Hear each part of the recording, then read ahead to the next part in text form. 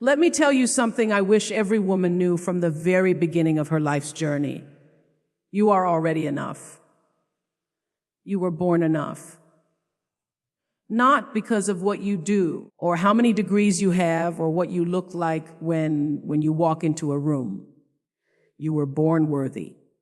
And that worth is not up for negotiation. But somewhere along the way, society starts whispering in your ear. It tells you that you need to be smaller, quieter, prettier, more accommodating. It tells you that your value is tied to how desirable you are, how likable you are, how self-sacrificing you can be. And too many of us start to believe it. We internalize it. We wear it like a second skin. We measure ourselves by someone else's ruler and then wonder why we never feel whole. Ladies, I want to tell you the truth today. You cannot build a meaningful life on someone else's definition of success. You cannot define your value based on external approval. When you look in the mirror, when you hear your own thoughts late at night, do you like the woman you see? Do you respect her? Because that relationship between you and you, that is the foundation of everything else. You've got to know your worth before anyone else can honor it. Because people will treat you how you treat yourself. If you keep giving yourself the leftovers, the scraps, the last seat at the table, don't be surprised when the world follows your lead. I say this not to blame you, but to wake you up. Your worth is not a feeling. It's a fact. And that fact does not change just because someone couldn't see it. Some people are blind to brilliance. That's not your problem. You want to know where true power starts. It starts the moment you stop asking for permission to be who you are. You don't have to earn your voice. You don't have to apologize for taking up space. Your life is the assignment, and that means you are the answer. So stop shrinking. Stop dimming. Stop settling. The world doesn't need another woman who can fit in. It needs women who are bold enough to stand out and wise enough to know that standing out isn't arrogance. It's authenticity. Knowing your worth also means protecting it. That means saying no. That means walking away. That means holding your head high when someone expects you to beg.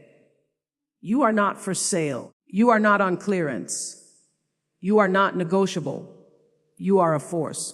But forces must be directed with intention. And that begins with knowing who you are and what you stand for. If there's a little girl inside you who still wonders if she's good enough, talk to her gently. Remind her that she doesn't have to do more to be more. Remind her that her power is not in pleasing people, but in being true to herself. Because the truth is, your worth is not something you earn. It's something you remember. And when a woman remembers who she is, when she stands tall in her own knowing, she becomes unstoppable. And that is when life begins to answer her with everything she's ever deserved. There's something I wish more women understood earlier. In life, your emotions are not weaknesses. They are messengers. Every feeling you've ever had, every tear you've cried, every moment of rage, joy, sorrow, or confusion, it's all communication from within. And when you learn how to listen to it, to name it, to sit with it without judgment, you stop reacting and start responding. That is emotional intelligence. And let me tell you, it is one of the greatest superpowers a woman can have. We are raised in a world that too often teaches women to suppress how they feel. Don't be too sensitive. Don't cry. Don't speak up. And what happens is that many of us grow into adults who are skilled at pretending everything is fine when inside we're crumbling. We smile through pain. We say yes when we mean no. We take care of everyone else's emotional needs and leave our own at the bottom of the list. But real strength is not in pretending. Real strength is in understanding what you feel and why. It's in being able to pause in the middle of the storm and ask yourself, what is really going on here? What's beneath this anger? Is it fear? Is it sadness? Is it something from my past showing up in my present? That kind of awareness, that level of honesty with yourself, that is emotional maturity, and it sets you free. When you master your emotions, you're no longer controlled by them. That doesn't mean you don't feel. It means your feelings don't get to make your choices. You get to decide how to respond, and that right there, that is how you reclaim your power. You start saying things like, I feel hurt, but I won't lash out. Or, I feel nervous, but I won't let fear make this decision for me. That is what it means to lead yourself with grace. Now, emotional intelligence is not just about you. It's about how you relate to the world. It's being able to hear another woman's truth without comparing it to your own. It's knowing when to speak and when to listen. It's the ability to sit in a room full of noise, full of ego, full of tension, and remain rooted in your calm. Not because you don't care, but because you know your peace is not up for grabs. And let's talk about boundaries for a moment, because emotional intelligence also looks like protecting your space. Not everyone deserves access to your energy. Just because someone wants your time, your attention, your forgiveness, it doesn't mean you're obligated to give it. Emotional intelligence teaches you to recognize what's draining you and what's feeding you. And it gives you the courage to choose what you need over what other people expect. I have seen women stay silent to keep the peace, only to end up living in pieces. You cannot keep breaking yourself to make others whole. You cannot keep abandoning your truth just to be liked, loved, or accepted. It's not sustainable. Emotional intelligence says, I can be kind without being a doormat. I can be compassionate without carrying what isn't mine. I can feel deeply and still protect my spirit. So if you've ever been told that being emotional is a flaw, I want you to unlearn that today. Being in tune with your emotions is not only strength, it's wisdom, it's clarity, it's leadership. When you know yourself emotionally, you don't just survive, you thrive. You create deeper relationships, healthier choices, and a life that reflects who you truly are. Because a woman who knows how to manage her inner world can handle anything the outer world throws at her. Let me tell you, education is not just about a classroom. It's not just about degrees or diplomas or fancy certificates. It's about curiosity. It's about asking questions. It's about refusing to stay the same. Every woman, no matter where she comes from or what she's been through, deserves the right to learn, not just to make a living, but to make a life. Now, I know some of us were raised to believe that once you finish school, you're done learning, you graduate, you get a job, maybe you start a family, and that's it. But let me say this loud and clear, real education doesn't end when you walk across a stage. Real education is lifelong. It's picking up a book that challenges your thinking. It's listening to a story that changes your perspective. It's choosing to grow even when no one is grading you for it. Because the most powerful thing a woman can do is invest in her mind. When you educate yourself, whether it's in a formal setting or sitting at your kitchen table watching a video, reading a biography, listening to a podcast, you are planting seeds that will grow into wisdom, into clarity, into courage. Nobody can take that from you. People can take your title, your job, your money, but not your knowledge. What you know, what you've earned through effort and experience, that belongs to you forever. And sometimes education doesn't come in the form of books at all. Sometimes it comes through pain, through loss, through heartbreak, through failure. Life will teach you things no professor ever could, but only if you're willing to pay attention, only if you stop asking, why me, and start asking, what is this here to teach me? Because every challenge you survive carries a lesson that makes you stronger, wiser, more capable than you were before.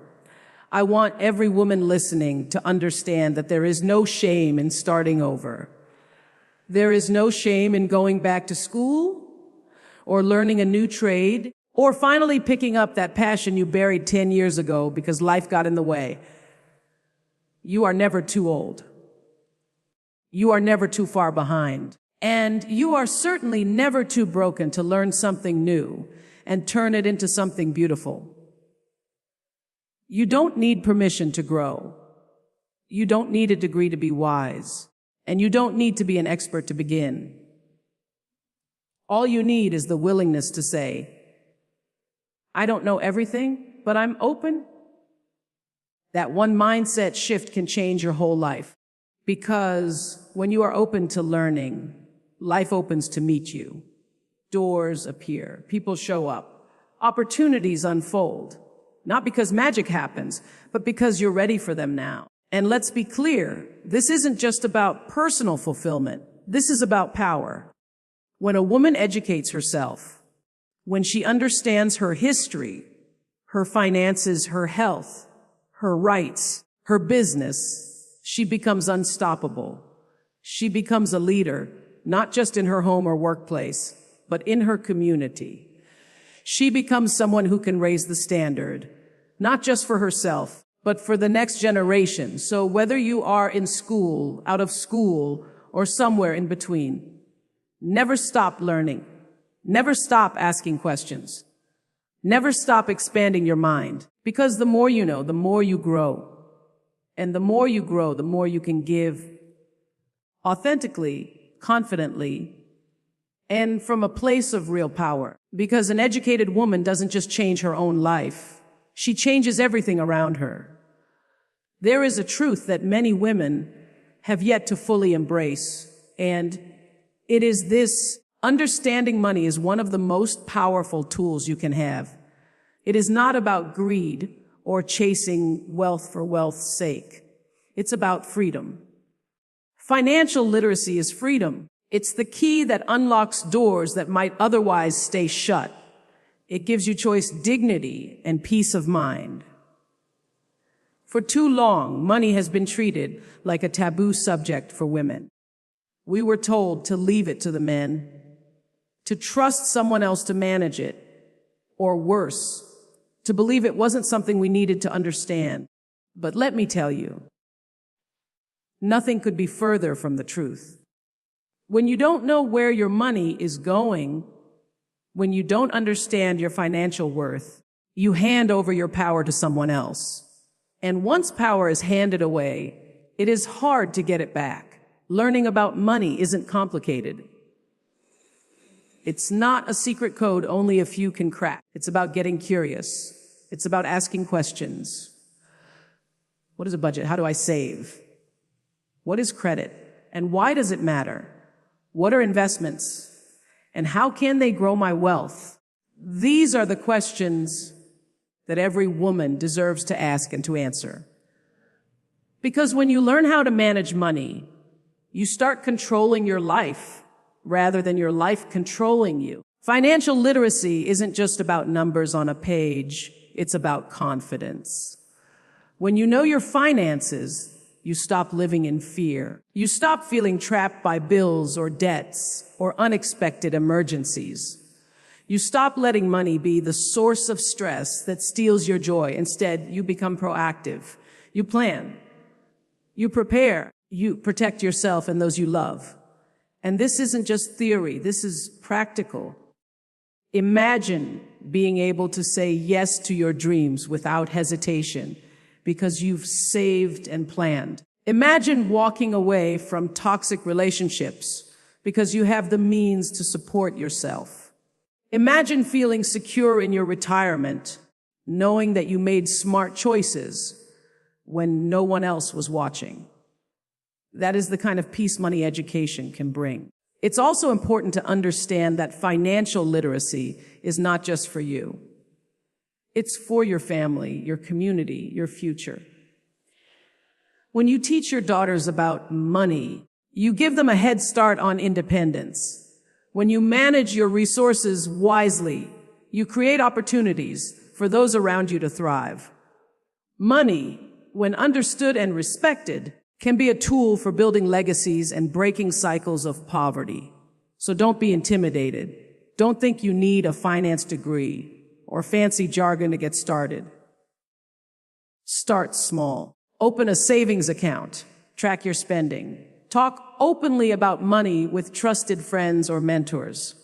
Find resources that speak your language. And most importantly, believe that you deserve financial freedom as much as anyone else. Remember, money is a tool, not a master. You control it, or it controls you. When you understand that, you hold the key to your own destiny. And nothing is more empowering than knowing that your future is in your hands. Because every woman who understands her money understands her power. One of the most powerful things a woman can say is, "I've got you." But even more powerful is when she hears another woman say it back. There is something sacred about women supporting women, about having a sisterhood that doesn't just celebrate your wins, but holds you through your hardest days. And yet, too many of us have been taught to compete with one another instead of connect. We were told there's only room for one at the top, so we started climbing over each other instead of lifting each other up. But I want to tell you the truth, the table is bigger than we've been led to believe. There is more than enough room for all of us to rise. We are not meant to do life alone. We are not meant to carry the full weight of our responsibilities, our heartbreaks, our hopes, all by ourselves. Community is not just a luxury, it's a necessity.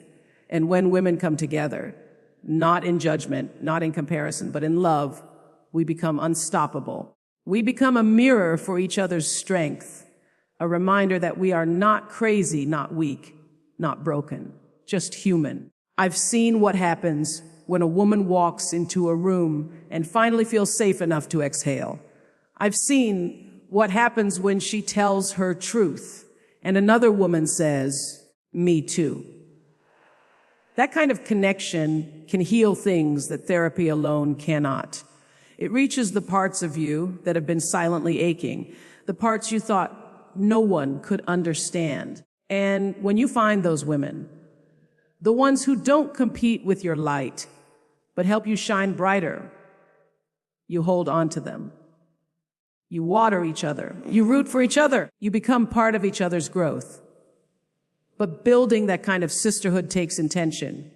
It means showing up, not just when it's convenient, but when it's hard. It means listening deeply, celebrating genuinely, and loving without condition. It means refusing to gossip, refusing to envy, refusing to tear down what another woman has worked so hard to build. Because here's the thing, when you see a woman winning, it's not a threat. It's a signal that winning is possible for you too. We need to stop seeing each other as competition and start seeing each other as community. We need to recognize that another woman's strength does not diminish ours. It multiplies it. Every time a woman chooses to reach back and pull someone forward, she's rewriting the script. She's breaking the cycle of comparison, of scarcity, of silence. And if you haven't found that kind of sisterhood yet, don't worry. You can start building it. Be the woman who cheers others on. Be the one who claps loudly when someone else gets what she's been praying for. Be the safe space, the listening ear, the steady hand. And watch how life begins to return that energy to you over and over again. There is power in your presence, and there is healing in your words. Don't underestimate what it means to show up for someone. And don't ever believe you're too strong to need someone to show up for you. We all need each other. We all need a circle that says, no matter what, you're not doing this alone. Because when women stand together, not in fear, but in faith, something unshakable begins to rise. And that kind of unity is where real transformation begins. Let me tell you something that life keeps showing me again and again. We are not meant to do this alone. Not the healing, not the dreaming, not the building, not the becoming. Somewhere along the way, many women were taught to be independent, to hold it all together, to carry everything without asking for help. And while strength is beautiful, even necessary, isolation is not. You don't have to prove your worth by suffering in silence. You don't have to be everything to everyone and nothing to yourself. What every woman needs is a circle, a sisterhood. Women who see you when you forget how to see yourself. Women who call you higher, who speak life over you when you're tired of trying. Women who remind you that you are still worthy, even in your mess, even in your process. Because let's be real, life will shake you. Life will humble you. Life will test your confidence, your resilience, your identity. And when it does, having someone to look you in the eyes and say, you're not alone, that can change everything. But here's the thing about sisterhood. It doesn't just happen. You have to be open to it. You have to make space for it. You have to unlearn the idea that other women are your competition. That if she has something you want, there's less for you. That lie has kept too many of us small, guarded, disconnected. There is no shortage of success. There is no shortage of beauty. There is no shortage of purpose. And when we understand that, we stop trying to outshine each other and start shining with each other. I want you to think about the kind of energy you bring into a room with other women. Are you bringing support, or are you silently comparing? Are you celebrating others or shrinking in their light? Because your energy matters. Your energy creates the space you live in. When you show up with an open heart, with a willingness to listen, to affirm, to uplift, that energy comes back to you. Maybe not in the same place or the same way, but it comes back. That's how sisterhood works. And yes, I know some of you have been hurt by women before. Betrayed, judged, left out. That pain is real. But don't let it close you off to connection. Don't let it rob you of the love and support that's still possible. Forgiveness isn't about forgetting. It's about freeing yourself to try again, to love again, to trust that there are women out there who will honor you, who will protect your vulnerability, who will show up when you need them most. And just as much as you deserve that, you are that for someone else. You are the safe space. You are the kind voice. You are the one who holds steady when someone else is falling apart. We rise by lifting each other, and not just in the big moments. Sometimes it's the simple check in the genuine compliment, the quiet presence that makes all the difference. You don't have to fix anyone's life. Just show up and say, I see you. I hear you. I'm with you. Because when women gather without ego, without masks, and without fear, something sacred begins to grow. And in that space, we become more than we ever could alone. We become healers. We become leaders. We become whole. Because a woman surrounded by women who want to see her win will never lose.